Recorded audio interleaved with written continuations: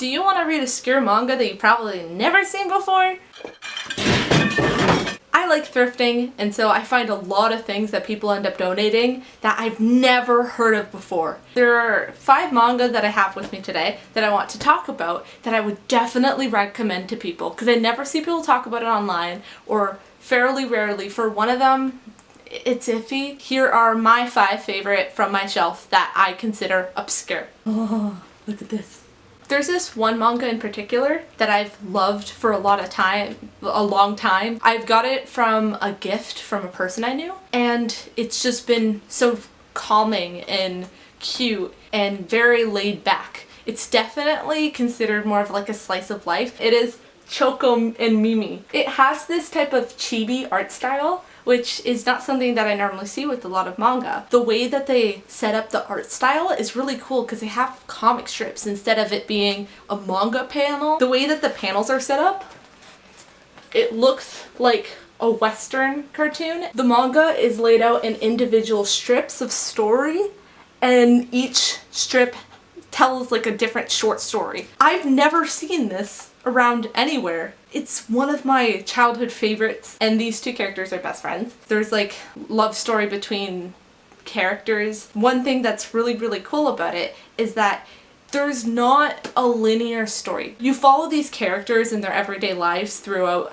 their journey through high school or middle school. It's implied that there are more than 1 books, but I only have volume 4. I don't know if there's anything before this showing them when they were younger or when they were kids, but it's definitely implied in the panels that there might be something related to that. One thing that I love about the volume that I have specifically, I only have this volume, number 4, but at the end there is like this little journey that you do where it's like pick your own story, and you basically get kind of like this otome game or love story between the characters inside of the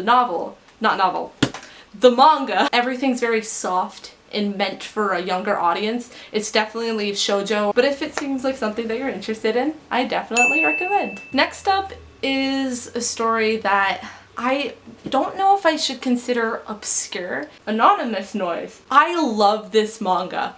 I love it so much, but also I kind of hate it because of how long and drawn out the romance story is. It's a romance story, but it's also about bands. It's not an idol manga, but it is about people who kind of are in this club in high school where they have like a band, and the main character, she is, I believe her name is Nino, and she is a very good singer, and she used to sing to someone when she was younger, but then eventually she doesn't want to sing anymore. There's multiple love interests, which kind of makes the story very engaging, which is definitely a common trope in a lot of romance stories. I feel like the character Nino, who's also referred to as Alice, Alice I'm pretty sure is her stage name, is definitely heavily inspired by the character design of Miku, because she has the pigtails and everything, and her personality kind of reminds me of Miku, and I definitely feel like this is targeting an audience of people who like Vocaloid. So if you like Vocaloid and you're like, huh, I wish that Vocaloid had a manga, if you really like that, you will like Anonymous Noise. This manga series is one of my favorite ever. I once remember seeing, when I was watching Dragon Ball in dub for the disc, when I was younger, that was kind of how I was first introduced to Dragon Ball, is that I would watch it in dub with the disc that my uncle had. Before you watched the episodes, there would be trailers of other Funimation or other production companies that make anime, like the TV shows, and something that came up was Tsubasa, which is this. In comparison to the anime, I definitely feel like the art is better for the manga. Maybe it's because of just the trailer that I seen wasn't a best representation of the anime. I never really seen the anime. I do know that there is an anime out there. In this manga, it kind of follows this girl and dude love story. The girl loses all of her memories, and somehow she's also tied into some weird magical thing where she has her wings kind of sprout out into basically feathers that kind of just separate into multiple different worlds. And so the main character has to travel with a bunch of other characters to basically find certain things. Like each character has their own goals, comes from different universes, and they're traveling to random universes to try to find this girl's memories.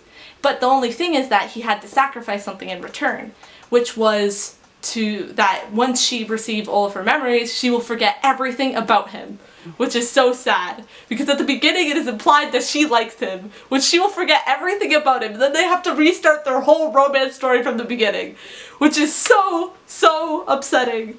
But if you like stories that will hurt you, and that you will cry about, but are also romancy, but it's not too much about the romance, because it's more of an adventure story and a slice of life than mainly a romance story. I'm pretty sure that the characters are also characters in other series. I don't know if it's like the manga artist or the manga company. The characters are Sakura and I don't know how to say it, Sayuran? Shaoran.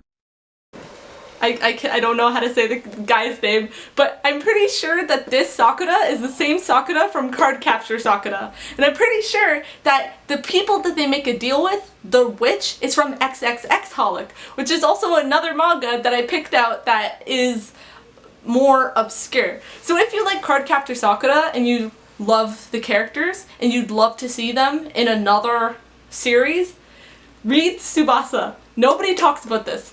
And I know that the name might get you confused with the sports anime, but it's not the sports anime. It's different, okay? So just a little proof here for what I was talking about. I'm gonna find character. Bam. Look.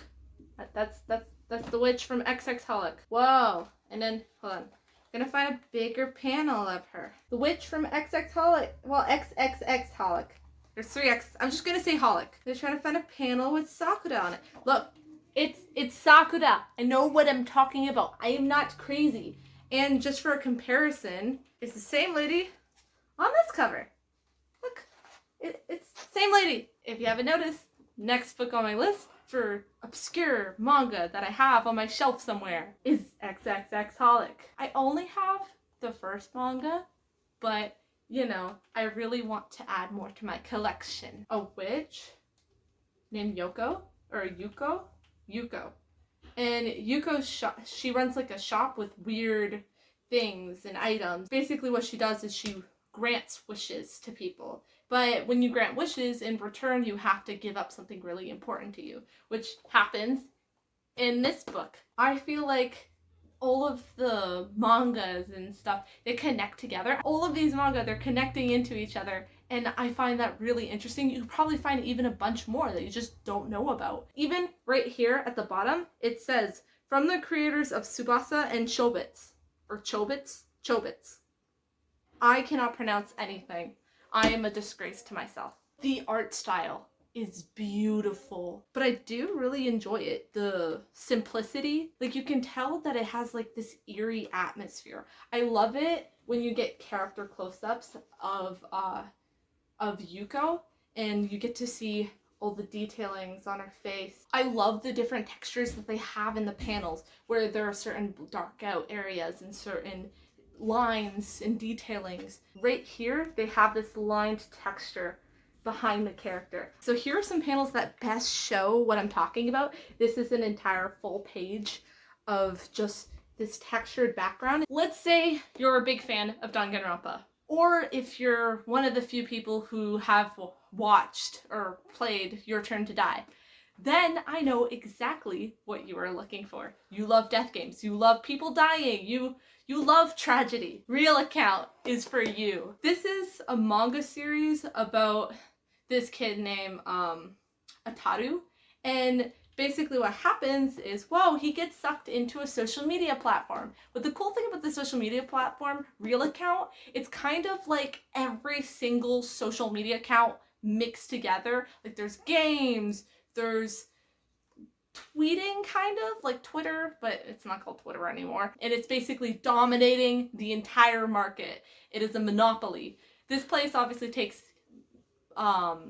place in Japan, but it's kind of implied that it's a worldwide important thing. What happens inside the story is that everyone in Japan ends up getting involved in real account somehow, like this game that ends up taking place. Half of the population, I believe, is stuck inside of this weird world where they have to defeat games or else they'll die. And if they die, the people who are left following them die with them. There are so many plot twists and turns, and I feel like every character inside the series has something to hide, which you'll always find something new that you never expected. And I love this. It reminds me a lot of Danganronpa, Squid Game, Your Turn to Die, death games where people are put into a room and they have to solve things and go through things to survive. And it's really cool. The thing is about these games is that there is no guarantee that everyone will live. There's always a way where some people will live, some people will die. So there will be death, you will be sad, you will be very upset when your favorite characters die if you do grow a connection to certain characters.